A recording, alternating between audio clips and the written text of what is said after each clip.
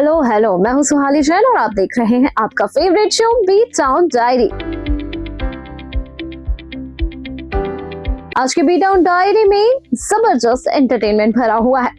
आज हम देखेंगे रियलिटी शो अलायंस में आखिरी पल में ऐसा गेम पलट दिया कि सबके होश उड़ गए। सबके फेवरेट माने जाने वाले अली गोनी और रोहित दोसानी को पछाड़ कर ट्रॉफी अपने नाम कर ली टीवी की मशहूर होस्ट मिनी माथुर ने। उधर 19 साल बाद बड़े पर्दे पर लौट आया है वो किरदार जिसे देखकर कभी लोगों के रोंगटे खड़े हो जाते थे।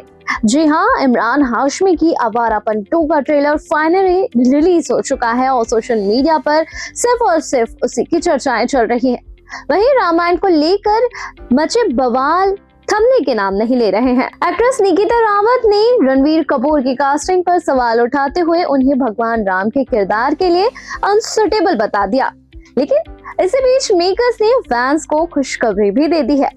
4000 करोड़ रुपए के बजट वाली फिल्म रामायण पार्ट 1 की रिलीज डेट आखिरकार सामने आ गई है। इसके अलावा टीवी एक्ट्रेस आकांक्षा चमोला ने अपनी प्राइवेट लाइफ को लेकर ऐसा खुलासा किया है जिसकी हर तरफ चर्चाएं हैं। और बॉलीवुड के शानदार कॉमेडियन राजपाल यादव पर आया है करोड़ों का आर्थिक संकट।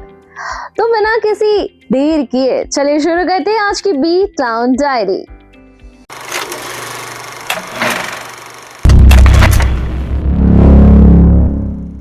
अलायंस के जिस फिनाले में हर कोई अली गोनी और या रोहित दोसानी की जीत तय मान रहा था, वहां आखिरी चाल चली मिनी माथुर ने और पूरी बाजी चुटकियों में पलट गई।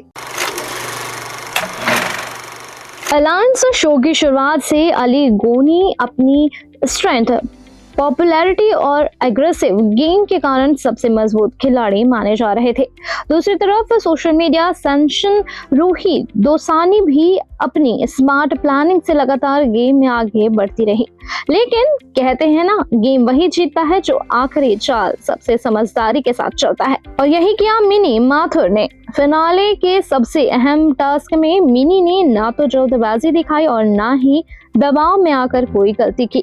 उन्होंने विरोधियों की हर चाल को पहले ही पढ़ लिया और सही समय पर ऐसा दांव चला कि अली और रोहित दोनों का गेम बिगड़ गया।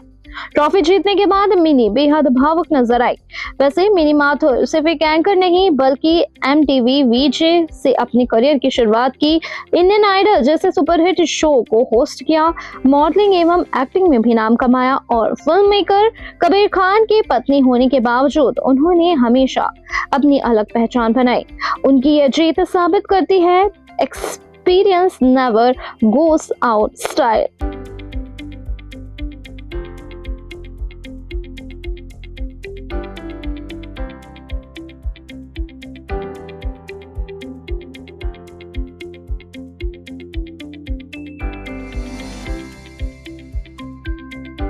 अगर आपने 2007 में आई आवारापन देखी है तो शिवम पंडित का दर्द आपको आज भी याद होगा।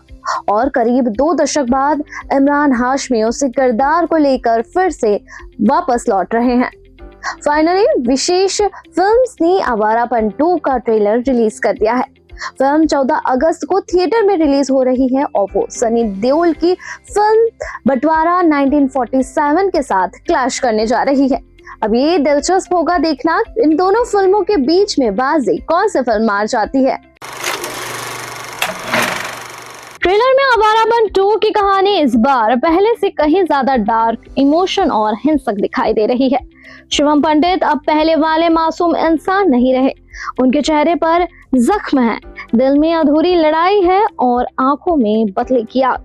ट्रेलर में इमरान हाशमी का इंटेंस लुक फैंस को खूब पसंद आ रहा है। फिल्म में दिशा पाटनी एक नए इमोशनल एंगल के साथ नजर आएगी, जबकि शुबाना आजमी अपने दमदार किरदार से कहानी को नई ऊंचाई देती दिखाई देंगी। एक्शन, इमोशन और म्यूजिक तीनों का शानदार मैशअप ट्रेलर को और दमदार बना देता है।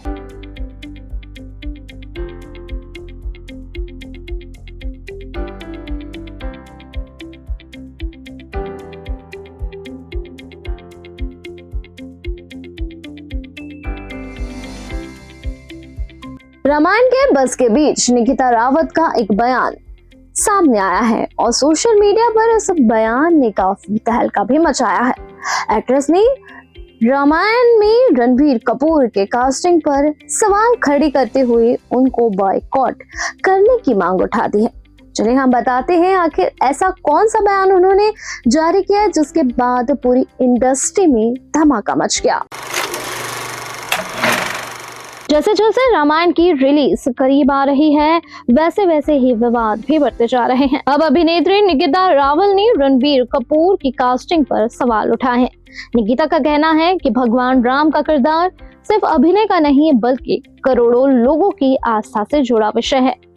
उन्होंने रणवीर के पुराने बीफ वाले बयान का जिक्र करते हुए कहा कि अगर उस बयान से लोगों की धार्मिक भावनाएं आहत हुई हैं तो उन्हें सार्वजनिक रूप से माफी मांगनी चाहिए। इतना ही नहीं, निकिता ने यहाँ तक कह दिया कि रणबीर भगवान राम के किरदार के लिए सही चुनाव नहीं है। हालांकि इस पूरे मामले पर अभी तक रणबीर कपूर या फिल्म की टीम की ओर से कोई ऑफिशियल रिएक्शन सामने नहीं आए हैं।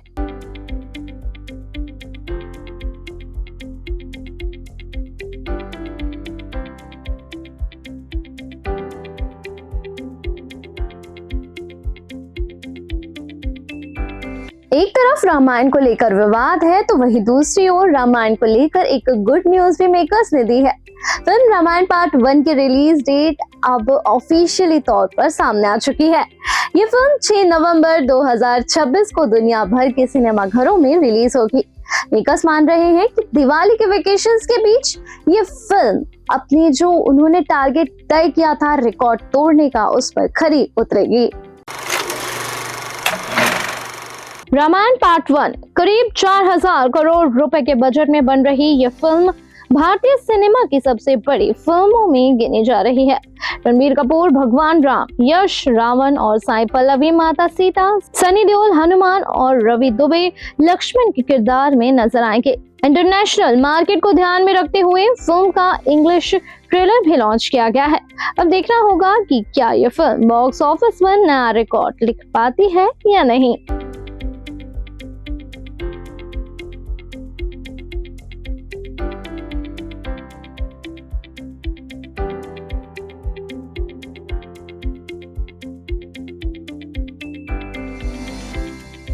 टीवी के सुपरस्टार गौरव खन्ना और उनकी वाइफ आकांक्षा चमोला इन दिनों सुर्खियां बटोर रहे हैं। लॉकअप 2 में जाने के बाद आकांक्षा चमोला अपनी प्राइवेट लाइफ को लेकर कई सारी बयानों को लेकर सुर्खियां बटोर रही हैं और लॉकअप 2 से अब बाहर आने के बाद आकांक्षा चमोला ने अपनी लाइफ से रिलेटेड ऐसा खुलासा किया है जिसे सुनकर हर कोई हैरान रह गया। चलिए हम आपको बताते हैं आखिर लॉकअप 2 निकलने के बाद आकांक्षा चमोला ने ऐसी कौन सी बात कह दी।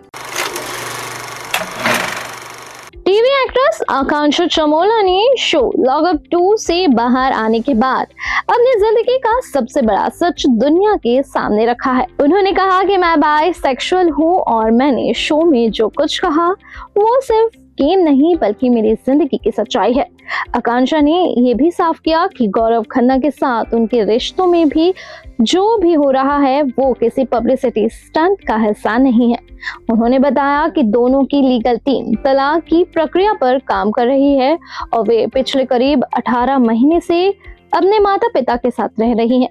आकांक्षा का कहना है कि अब उनका पूरा फोकस एक्टिंग करियर पर है।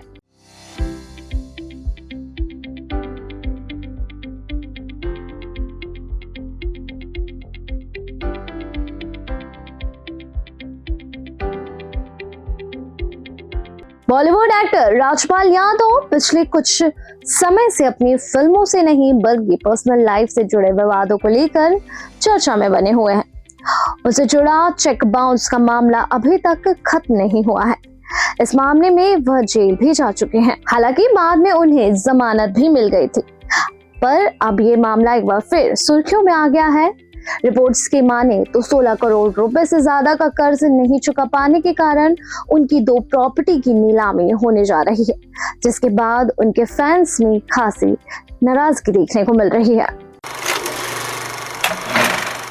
हंसाने वाले अभिनेता आज खुद मुश्किलों में घिरे हुए हैं। रिपोर्ट्स के मुताबिक राजपाल यादव की शाहजहांपुर स्थित 2 प्रॉपर्टी 9 सितंबर को नीलाम की जा रही है। बताया जा रहा है कि उन पर करीब 16 करोड़ 61 लाख रुपए का बैंक लोन बकाया है। ये कर्ज उन्होंने अपनी फिल्म अदा पदा लापता के निर्माण के दौरान लिया था। फिल्म फ्लॉप हुई, कर्ज बढ़ता गया और अब मामला नीलामी तक पहुंच गया है। हालांकि अभी तक राजपाल यादव की ओर से इस पूरे मामले पर कोई आधिकारिक बयान सामने नहीं आया है।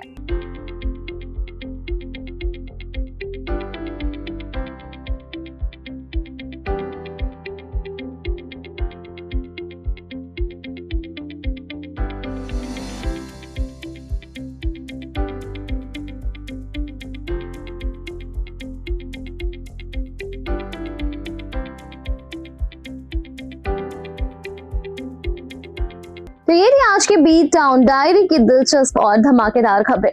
आपको इनमें से सबसे बढ़िया खबर कौन सी लगी हमें कमेंट करके जरूर बताएं और ऐसे ही फिल्मी दुनिया से जुड़े रहने के लिए मेरे साथ यानी सुहाली चैन के साथ देखते रहें बीट टाउन डायरी।